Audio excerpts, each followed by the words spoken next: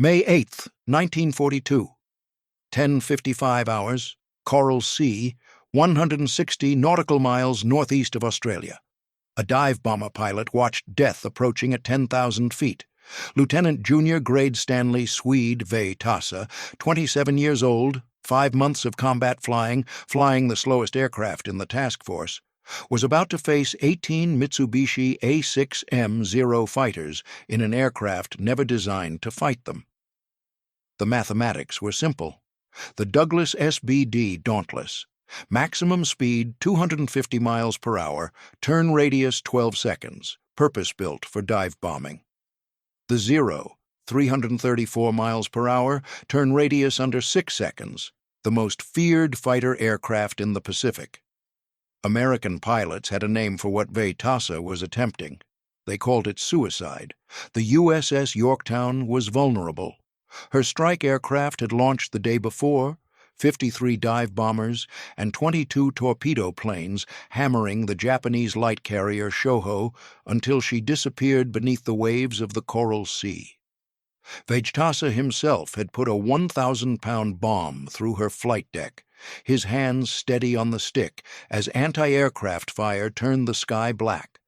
Now those aircraft needed recovery, refueling, rearming, and the Japanese were coming. Yorktown had only 18 F4F Wildcat fighters. 9 were airborne on combat air patrol. 9 remained in reserve.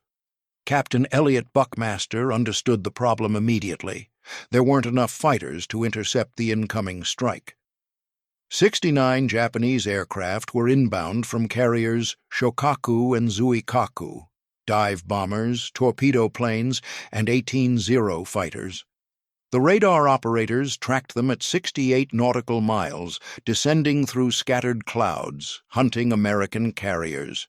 Someone needed to stop the torpedo planes before they could release their weapons. Captain Frederick Sherman of USS Lexington devised a desperate solution. He ordered SBD Dauntless dive bombers to fly anti-torpedo plane patrol. The theory was elegant in its simplicity. The Dauntless carried 2 forward-firing 50-caliber machine guns and defensive 30-caliber guns in the rear cockpit. If they could dive on Japanese torpedo bombers from above, they might break up the attack before torpedoes hit water. The theory had never been tested. At 07:30 hours that morning, Yorktown launched 8 SBD Dauntlesses from Scouting Squadron 5. Vejtasa led a 4-plane section. His orders were explicit: orbit at low altitude, watch for torpedo planes, shoot them down. No one mentioned what would happen when Zero fighters found them first. The rear cockpit gunner checked his ammunition. The twin 30 calibers were loaded, weapons charged, safeties off. His name is lost to history. Most rear gunners' names are. But he would fight beside Vejtasa in the chaos to come. The kill ratio told the story of Pacific air combat in May 1942. For every Zero shot down, 12 Allied aircraft fell burning from the sky. American, British, Dutch, Australian, it made no difference. Japanese pilots had trained for years. Many had combat experience over China, honing their skills against obsolete biplanes and early war fighters. They flew purpose-built machines with extraordinary range and maneuverability. American carrier pilots were learning on the job. Vejtasa understood the odds. His Dauntless was 84 miles per hour slower than a Zero.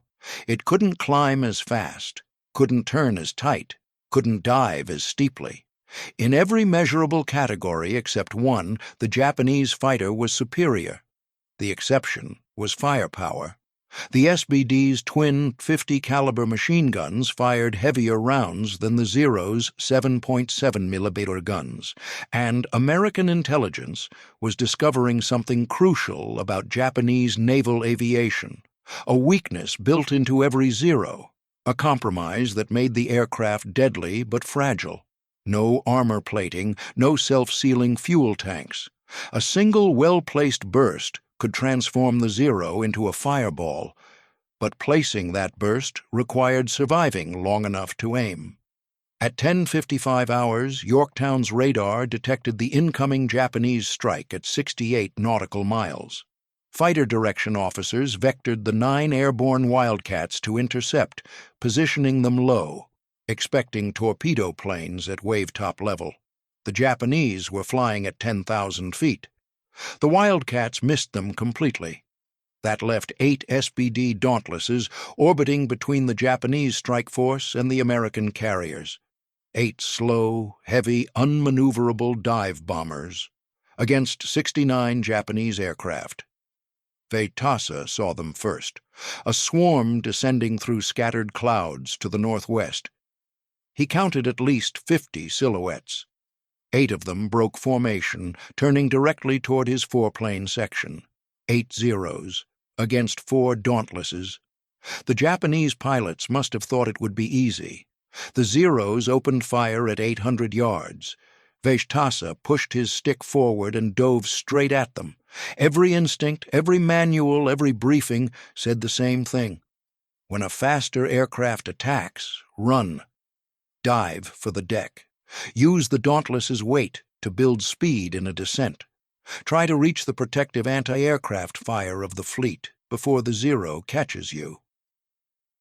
Vejtasa did the opposite. He had learned something during training, something his commanding officer emphasized repeatedly. Turning away gives the attacker a perfect deflection shot. The target moves predictably. The bullets find their mark. The geometry favors the hunter. But turning into the attack changes everything. When a pilot turns toward an incoming fighter, closure rates exceed 500 miles per hour. The angle changes constantly. The target spirals toward the shooter instead of fleeing in a straight line.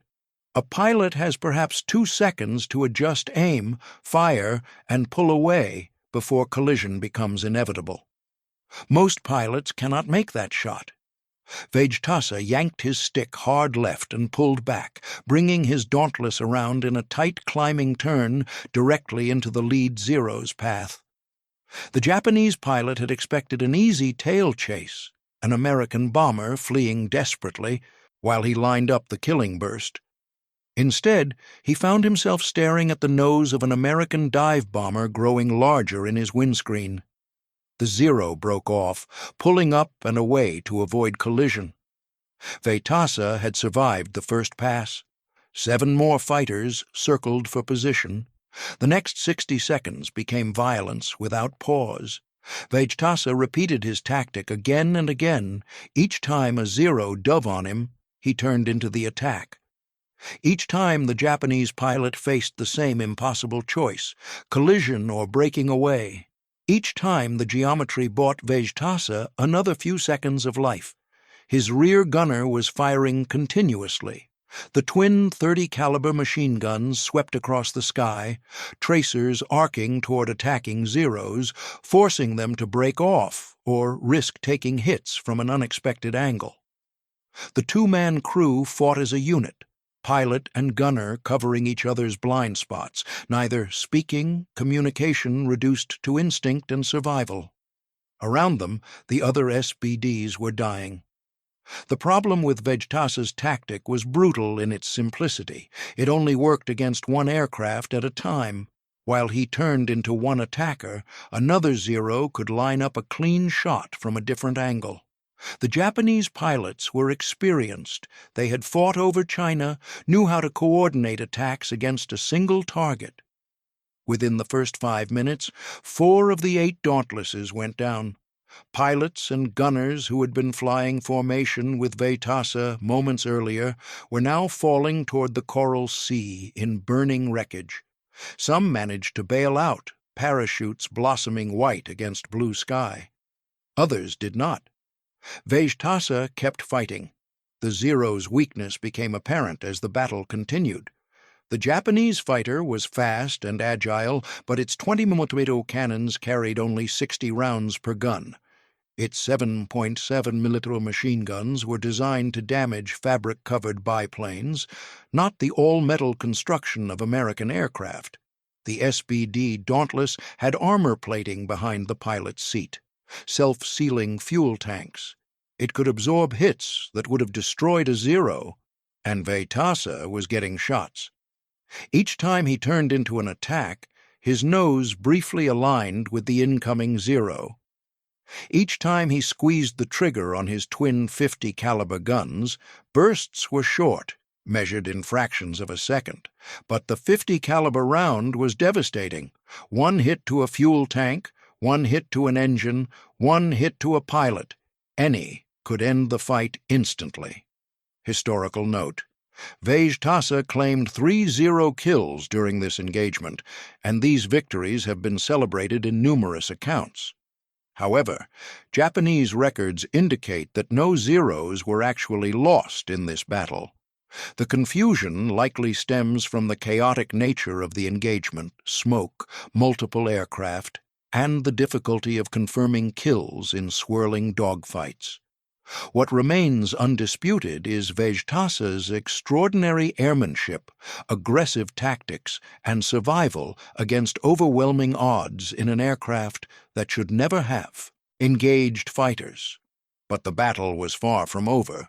The Japanese strike force was still inbound. Torpedo planes were lining up attack runs on Yorktown and Lexington. Half of the SBD anti-torpedo patrol had been destroyed. Vejtasa turned his battered Dauntless toward the fleet. His aircraft had taken hits, bullet holes peppering fuselage and wings, control surfaces damaged, the aircraft handling sluggishly. Ammunition was running low, but the engines still ran, the aircraft still flew, and the torpedo planes were still coming. 14 Nakajima B-5N Kate torpedo bombers made their approach on USS Lexington. American pilots called them Kates, single-engine attack aircraft capable of 235 miles per hour, faster than the Dauntless, carrying the Type 91 aerial torpedo that had sunk dozens of Allied warships since December 7th. They flew at wave-top height, skimming the surface of the Coral Sea at barely 50 feet. At this altitude, anti-aircraft guns struggled to track them. The torpedoes needed calm water and a straight approach to arm properly. Vejtasa dove toward them from above. The anti-torpedo patrol had been designed for exactly this moment. SBDs carried enough firepower to damage or destroy a torpedo plane before weapon release. The dive bomber's speed disadvantage disappeared when attacking from altitude. Gravity provided acceleration that engines could not match. But the Kates were too fast. Yorktown's action report later noted, the SBDs attempted to intercept the enemy torpedo planes, but they were too fast for them. The torpedo bombers were already in final approach when the dive bombers reached attack position. Vejtasa fired at the Kates as they streaked toward the carriers. His 50 calibers raked across one aircraft. He saw pieces fly off the fuselage, but the Kate kept flying. The Japanese pilots had committed to their attack runs. They would release their torpedoes or die trying. Most did both. At 11:20 hours, 2 torpedoes struck USS Lexington on her port side. The massive carrier shuddered from the impacts. Flooding began immediately in boiler rooms. But Lady Lex stayed afloat.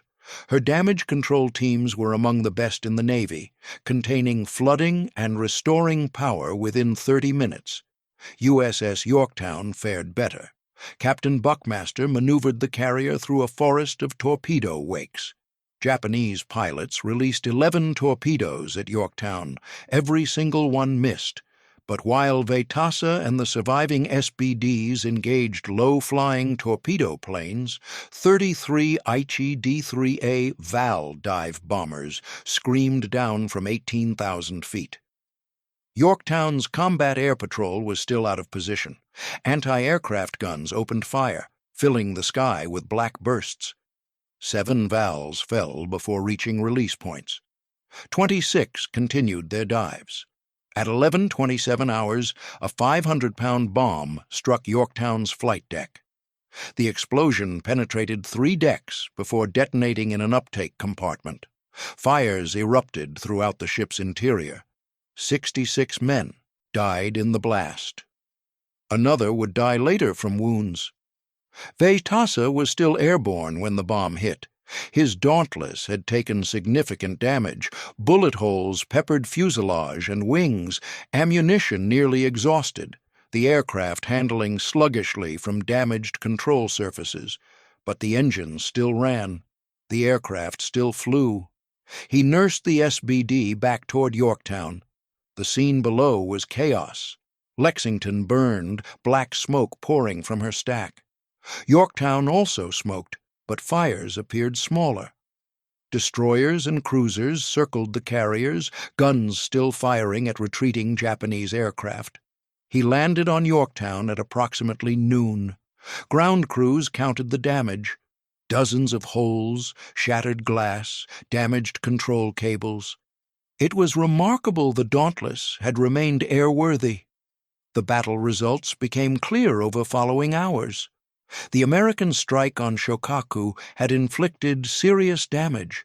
3 bomb hits wrecked her flight deck, and she would spend months in repair. Her aircraft diverted to Zuikaku, but both carriers were withdrawing northward. American losses were worse. USS Lexington appeared to have survived her torpedo hits, but at 12:47 hours, internal explosions began rocking the ship. Gasoline vapors from ruptured fuel lines had accumulated in lower compartments. Sparks from damaged electrical systems ignited them. Explosions continued throughout the afternoon. At 1700 hours, Captain Frederick Sherman gave the order to abandon ship. Destroyers moved alongside to rescue her crew. By 1932 hours, Lexington slipped beneath the waves of the Coral Sea. 216 men died with her. If you've made it this far, you're the reason stories like this survive. The reason Stanley Vejtasa's name doesn't disappear into forgotten archives. Drop a like, hit subscribe, and let me know in the comments where you're watching from. United States, United Kingdom, Australia, Canada, anywhere in the world. You're not just a viewer, you're part of keeping these voices from history alive. Now back to Vejtasa's war. The Battle of the Coral Sea was over. Both sides lost a carrier. Both claimed victory. But in the ready room of USS Yorktown, Lieutenant Junior Grade Stanley Vejtasa sat with surviving pilots of Scouting Squadron 5. 4 of the 8 SBDs launched on anti-torpedo patrol had not returned. Half the patrol was gone. Word spread through the air group. A pilot from the Scouting Squadron had fought Japanese fighters in an aircraft that was supposed to be a sitting duck. He had used tactics no manual described. He had survived an engagement that should have killed him. Within days, orders arrived. Vejtasa was being transferred to fighters. The Navy desperately needed fighter pilots. In the 5 months since Pearl Harbor, American carrier aviation had suffered devastating losses. The attack on December 7th destroyed dozens of aircraft on the ground. Carrier Saratoga had been torpedoed by a Japanese submarine in January, spending months in repair. Lexington was at the bottom of the Coral Sea. Yorktown had limped back to Pearl Harbor with bomb-damaged flight deck. Only 3 fleet carriers remained operational in the Pacific: Enterprise, Hornet, and the wounded Yorktown, undergoing emergency repairs. The Battle of Midway was approaching. Vejtasa received transfer orders in late May 1942. He was assigned to Fighting Squadron 10, a newly formed unit based at Naval Air Station San Diego. The squadron flew Grumman F4F Wildcats, the same stubby fighters that had struggled against Zeros throughout the Pacific. His new commander, Lieutenant Commander Jimmy Flatley, already a legend. Flatley was already a legend. He had fought at Coral Sea as executive officer of Fighting Squadron 42 aboard Lexington. He had engaged Zeros in combat and survived. More importantly, he had studied the Japanese fighter and developed tactics that gave Wildcat pilots a chance. Conventional wisdom in May 1942 held that the Zero was simply superior, faster, more maneuverable, better climbing.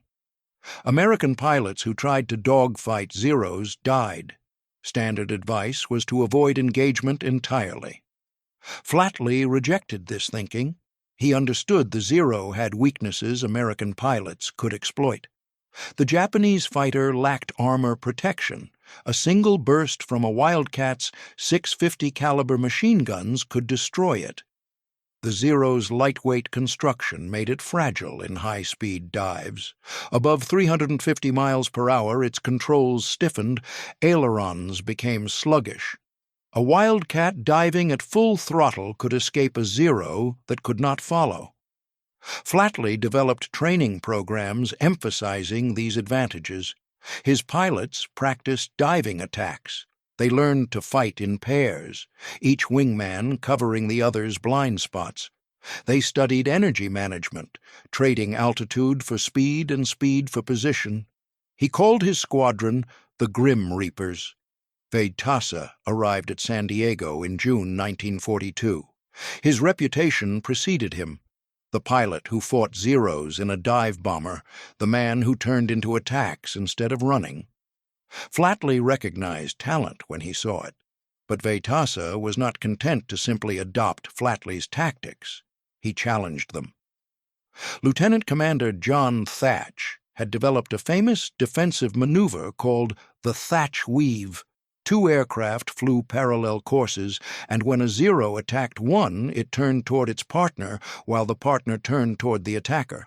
The Zero found itself caught between two Wildcats, each with guns pointed at its flanks. Vejtasa studied the Thatch Weave and found it insufficient. The maneuver was defensive. It kept pilots alive, but did not destroy the enemy. He argued for more aggressive tactics, diving attacks from altitude, slashing runs through enemy formations, hit hard, break away, climb back to altitude, attack again. Flatley listened. He incorporated Vejtasa's ideas into squadron training. The Grim Reapers became one of the most aggressive fighter units in the Pacific. Fleet. By September 1942, Fighting Squadron 10 was ready for combat. The strategic situation had changed dramatically since Coral Sea. The Battle of Midway in June destroyed 4 Japanese fleet carriers, Akagi, Kaga, Soryu, Hiryu.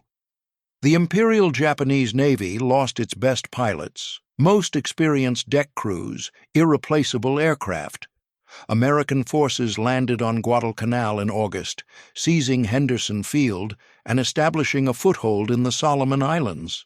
But the Japanese were not finished. Admiral Isoroku Yamamoto assembled a massive fleet to retake Guadalcanal. 4 carriers, 4 battleships, 14 cruisers, 44 destroyers, thousands of soldiers prepared to land and overwhelm the Marines defending Henderson Field. The American response was desperate improvisation. Enterprise had returned from repairs. Hornet was operational. The new battleship South Dakota provided anti-aircraft protection. Rear Admiral Thomas C. Kincaid commanded Task Force 61 with orders to stop the Japanese advance. Fighting Squadron 10, the Grim Reapers, embarked aboard Enterprise in early October. Vejtasa was now a full lieutenant, serving as operations officer for the squadron, third in command behind Flatley and the executive officer.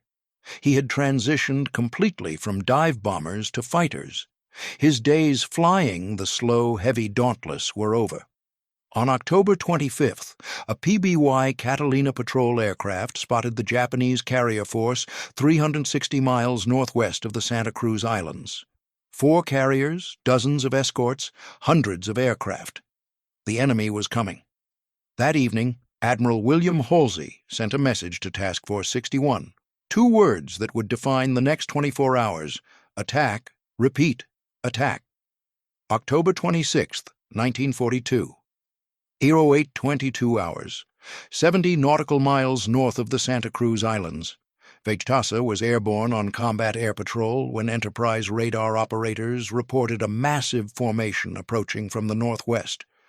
Over 60 aircraft, fighters, dive bombers, torpedo planes, the entire striking power of the Japanese carrier fleet was inbound. He checked his ammunition, full load, checked his fuel, enough for 40 minutes of combat, scanned the horizon to the northwest. The sky was filling with enemy aircraft. The first wave struck USS Hornet at 50 hours. 27 aircraft from carriers Shokaku and Zuikaku descended on the American task force, 15 Aichi D-3A Val dive bombers, 12 Nakajima B-5N Kate torpedo planes, a screen of Zero fighters flying top cover. Vejtasa was part of the Combat Air Patrol assigned to protect both carriers.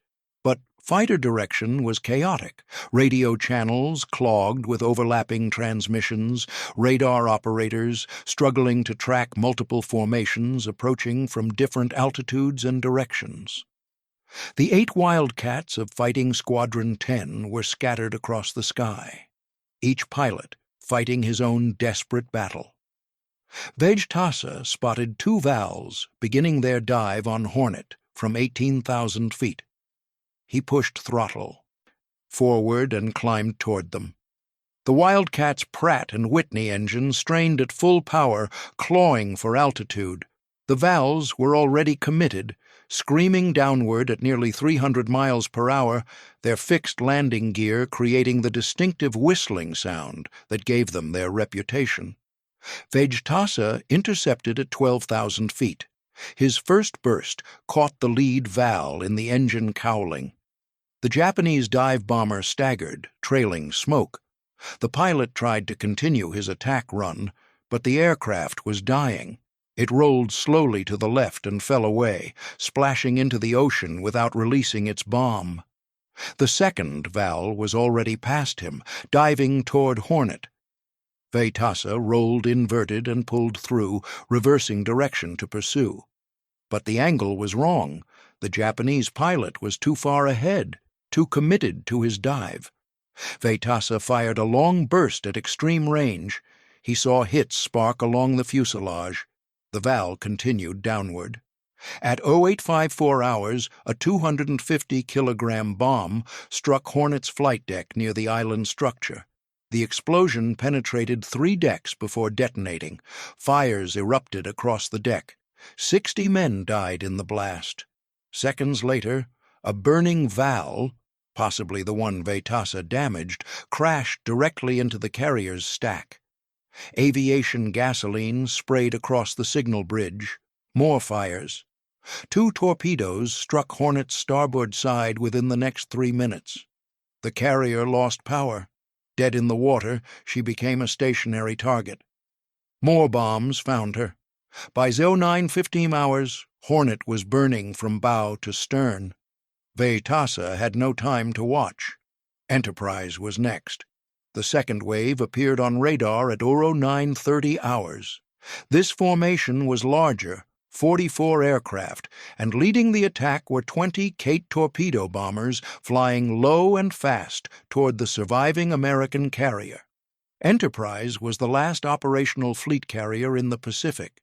If she sank, the Guadalcanal campaign would collapse.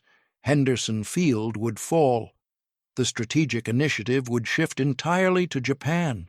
Everything depended on stopping those torpedo planes.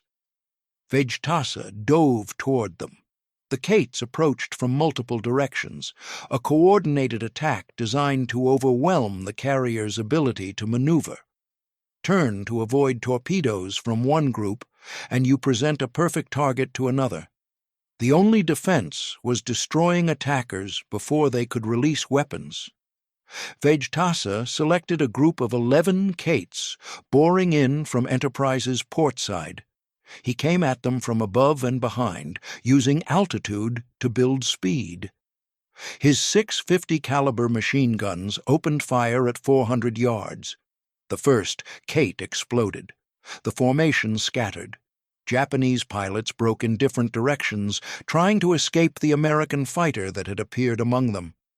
3 Kates jettisoned torpedoes immediately, weapons tumbling uselessly into the sea. The carefully planned attack was disintegrating. Vejtasa stayed with them.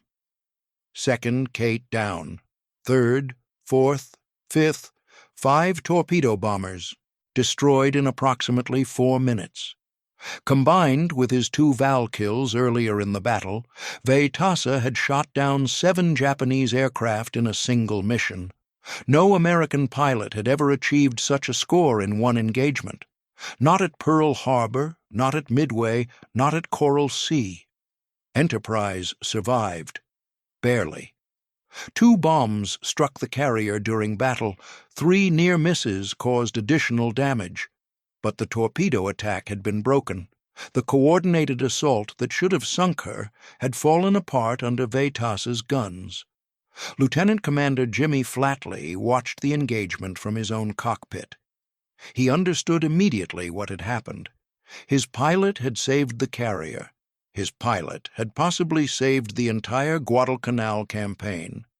That evening, Flatley wrote in Vejtasa's flight log 7 words that would follow the pilot for the rest of his life.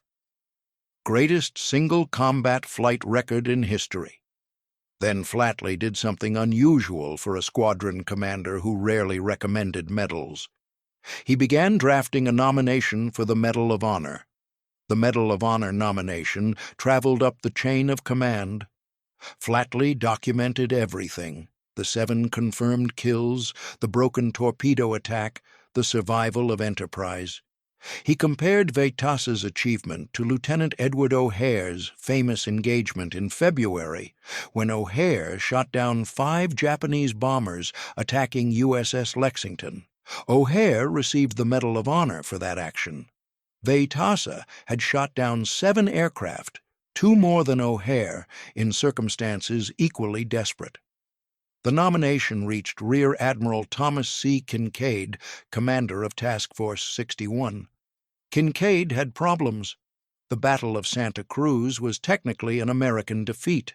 Hornet was gone, sunk by Japanese destroyers after American escorts failed to scuttle her. Enterprise had survived but was badly damaged. Forward elevator jammed in the up position, flight deck scarred by bomb hits. The American carrier force in the Pacific had been reduced to a single operational ship. Questions were being asked about Kinkaid's decisions.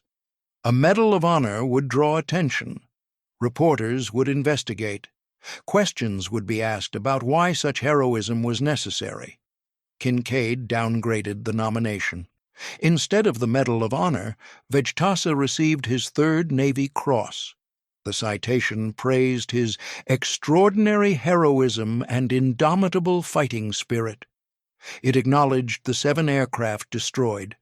It made no mention of the Medal of Honor recommendation that Flatley had submitted. The decision stunned pilots of Fighting Squadron 10. Other pilots agreed Vejtasa deserved the Medal of Honor. The downgrade became a source of quiet bitterness within the air group. Vejtasa said nothing publicly. He accepted the Navy Cross and continued flying. The strategic impact of Santa Cruz became clear in following weeks. The Japanese had won a tactical victory. They sank Hornet and damaged Enterprise. But they lost 99 aircraft and dozens of irreplaceable pilots.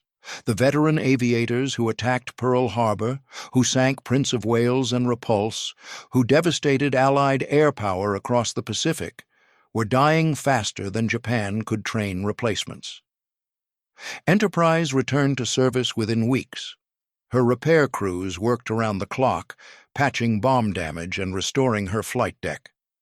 By mid-November, she was operational again, the only American carrier defending Guadalcanal during the crucial naval battles that decided the campaign. The Japanese carriers never recovered from Santa Cruz. Shokaku and Zuikaku had lost so many aircraft and pilots they could not mount offensive operations for months. Vejtasa's combat tour ended in early 1943. He transferred stateside to train new fighter pilots. The skills he learned, the tactics he developed, the instincts that kept him alive through 2 carrier battles were now being passed to the next generation of naval aviators. His final combat score stood at 10 confirmed aerial victories. By the standards of the Pacific Air War, he was an ace twice over. He never flew in combat again. Stanley Vejtasa stayed in the Navy. He commanded fighter squadrons, served as air officer aboard USS Essex during the Korean War, attended the Naval War College, rose steadily through ranks. In November 1962, Captain Stanley Vejtasa assumed command of USS Constellation.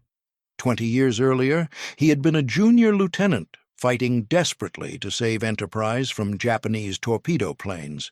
Now, he commanded one of the most powerful warships ever built. He retired from the Navy on July 1, 1970, with the rank of captain. 32 years of service, 3 Navy Crosses, 2 Bronze Stars, the Legion of Merit, countless other decorations. But not the Medal of Honor. In 1987, he was inducted into the Carrier Aviation Hall of Fame. Journalists who interviewed him inevitably asked about Santa Cruz, about the 7 kills, about the medal that never came. Vejtasa deflected the questions. He spoke about his fellow pilots, about the men who didn't come back, about Jimmy Flatley, who believed in him and trained him, and recommended him for the highest honor the nation could bestow. Flatley died in 1958, a vice admiral, never knowing his Medal of Honor recommendation had been quietly buried. Stanley Winfield Swede Vejtasa died on January 23, 2013. He was 98 years old. In accordance with his wishes, he was cremated and his ashes were scattered at sea. The ocean that witnessed his greatest triumphs received him one final time. The Medal of Honor. Question remains unresolved, but Stanley Vejtasa never asked for reconsideration. He never lobbied for the medal. He never complained publicly about Kincaid's decision. He simply lived his life, served his country, and let his record speak for itself. That record speaks loudly. The SBD Dauntless that Vejtasa flew at Coral Sea was never designed for dogfighting. The Navy sent him against Zeros in an aircraft 84 miles per hour, slower with half the maneuverability, expecting him to die. He turned into the attacks instead. The lesson of Stanley Vejtasa is simple. The weapon matters less than the warrior. The aircraft matters less than the pilot. Courage and skill can overcome any disadvantage if the person wielding them refuses to quit. 7 at Santa Cruz, a carrier saved, a legend born.